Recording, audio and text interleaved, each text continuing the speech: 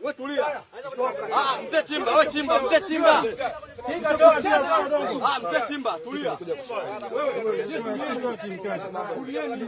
Nitakuchana sasa hivi. Wewe Chimba, tulia. Mzee Chimba, tulia. Acha hiyo, acha Chimba. Bana mnawadekeza bana, sio hivyo bana.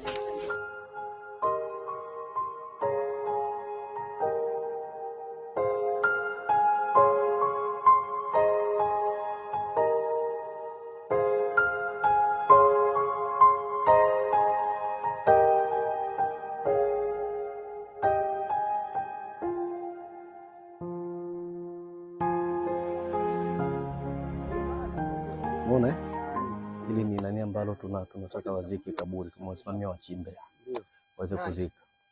Hili ni eneo la makaburi. Wananchi wao wanahitaji ulinzi kwa ajili ya kufanya maziko haya. Watu wake wapo. Hivi wale watu wako wapi Abdullahi? Wale watu wako wapi? Wale watu wako wapi? Watu wake ambao wanazuia, yani watu wa huyo mama. Si ndio alishaondoka wao, walikimbilia hivi.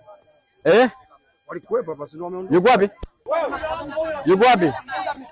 Anaenda kukufa. Yupi huyo?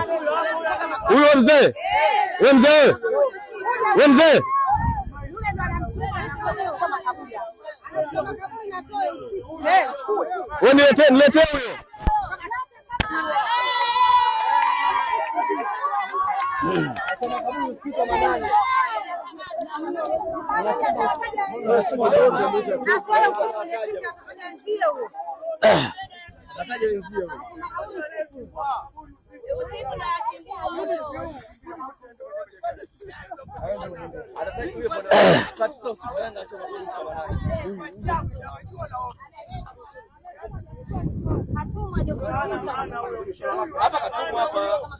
Ile leo ni la makaburi, si ndio?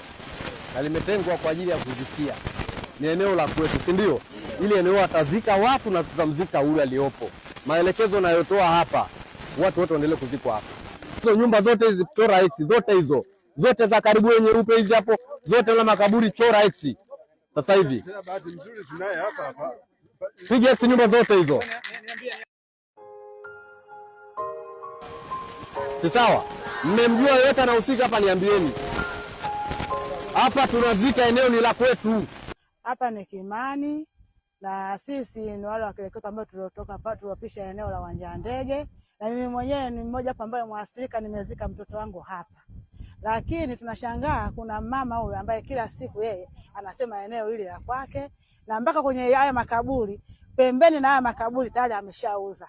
Na mtu yote akifa tukisema tuje tuzike hapa, huyu mama yeye anakuja kusimamisha. Anasema kwamba eneo hili ni la kwangu, mimi nimepewa na serikali. Sasa tunashangaa serikali hiyo ndio sisi iliyotutoa kule Kipaa kuja kutuleta huku. Alafu serikali hiyo yeye anasema kwamba mimi ndio nimepewa ushindi na serikali nimeambia eneo hili la kwangu. Kwa hiyo sisi sasa hivi tuna uchungu. Ninaiomba serikali ipambane na hili swala, kwa sababu hili swala limefikia pabaya.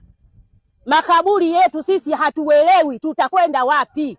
Makaburi kila siku yanachimbuliwa, yanang'olewa, mifupa inatolewa. Hatuelewi hata ile mifupa inakokwenda wapi. Makaburi yanachimbuliwa kila siku, mifupa inang'olewa kila siku, majumba yanajengwa. Sisi tunajiuliza makaburi yetu yanakopelekwa, ile mifupa ya ndugu zetu waliokufa inaenda wapi? Hatuelewi mifupa ile inapelekwa wapi. Ili eneo lilikuwa wazi kabisa, ilikuwa halina makaburi, ila sisi tulivyotoka Kipaa kuletwa huku, makaburi yetu naye pia yalihamishwa ya Kipaa yaliletwa huku na serikali. Ila cha kushangaza makaburi hayo yanang'olewa.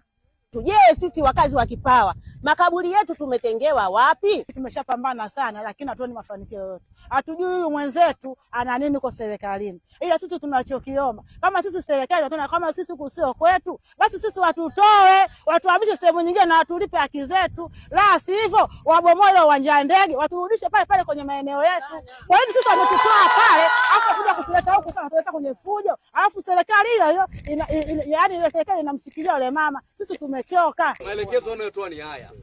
Chimbeni kaburi tuzike. Hapa ndani. Chimba mzee wangu. Chimba.